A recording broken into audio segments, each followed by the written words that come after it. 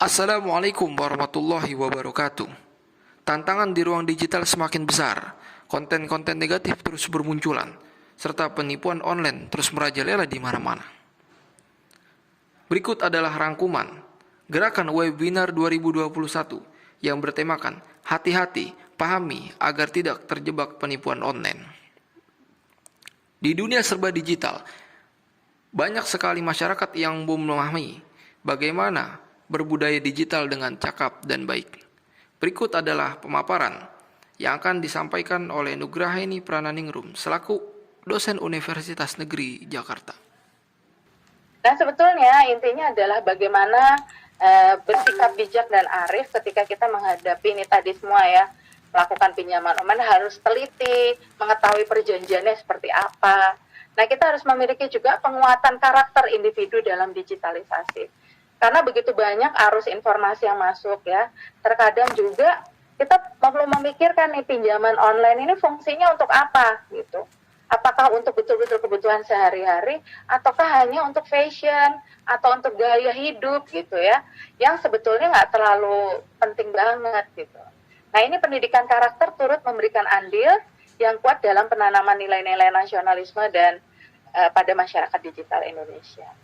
Memang hidup kita ya, kalau meyakini dengan dasar Pancasila dan Bhinneka Tunggal Ika, pasti sebenarnya kita memiliki nilai-nilai jati diri manusia yang karakternya kuat. Jadi tidak neko-neko sebetulnya. Intinya di situ.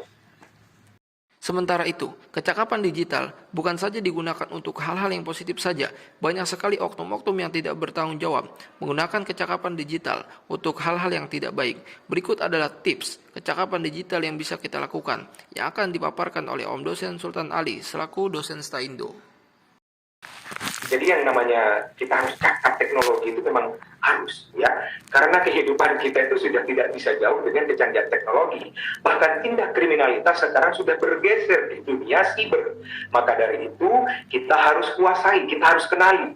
Sahabat literasi digital, Anda bisa mengetahui kemana saja Anda harus melakukan tahapan pelaporan kejahatan siber ini ketika Anda menjadi korban, atau keluarga Anda atau teman Anda menjadi korban.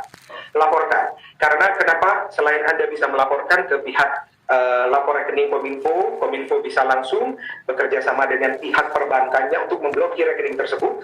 Kemudian jika Anda melaporkan ke patroli siber dan juga layanan polisi 110, aparat kepolisian bisa mengejar keberadaan mereka, mencari keberadaan mereka dengan melacak nomor telepon mereka, di mana akses terakhir mereka mengakses internet ataupun telepon. Jadi Anda melaporkan ini bukan kegayaan, tapi Anda menyelamatkan saudara-saudara Anda, keluarga-keluarga Anda dari kejahatan siber. Jadi, dengan kita cakap dalam menggunakan digital, kita bisa menyelamatkan diri kita, keluarga kita, serta orang-orang yang berada di sekeliling kita dari penipuan-penipuan online dan oknum-oknum yang tidak bertanggung jawab. Dan dengan kita melakukan percakapan yang baik dan bagus, serta sopan santun, tata krama, serta susunan bahasa yang santun, itu akan membuat kita disenangi banyak orang. Dan kita akan meninggalkan jejak yang baik di dalam digital. Berikut adalah pemaparan bagaimana kita beretika digital yang baik dan benar yang akan dipaparkan oleh Mario Antonius Birowo selaku staf pengajar Universitas Atmajaya Yogyakarta. Penting bagi orang tua untuk mendiskusikan penggunaan teknologi ke anak agar mereka tetap kreatif. Ini memang dunianya dan harus mereka manfaatkan. Ya. Kemudian mereka kritis, tahu bahwa ada penipuan, ada orang-orang jahat di dunia digital, mereka harus hati-hati. Ya. Kemudian kolaboratif, kemampuan yang penting selain kompetitif. Kolaboratif yaitu basisnya adalah respect pada orang lain sehingga mereka nanti akan berkembang mampu memiliki kompetensi komunikasi yang baik, menghargai pendapat orang lain, mampu bernegosiasi dan bekerja sama.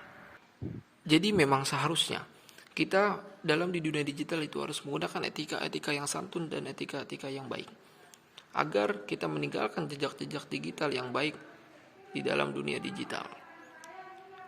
Di samping itu, tidak menutup kemungkinan semakin terus berkembangnya di dunia digital, banyak sekali oknum-oknum yang tidak bertanggung jawab melakukan penipuan-penipuan dengan modus meminta OTP atau minta verifikasi dengan tujuan meretas semua data-data pribadi kita dan mengambil semua data-data pribadi kita untuk digunakan untuk hal-hal yang tidak baik.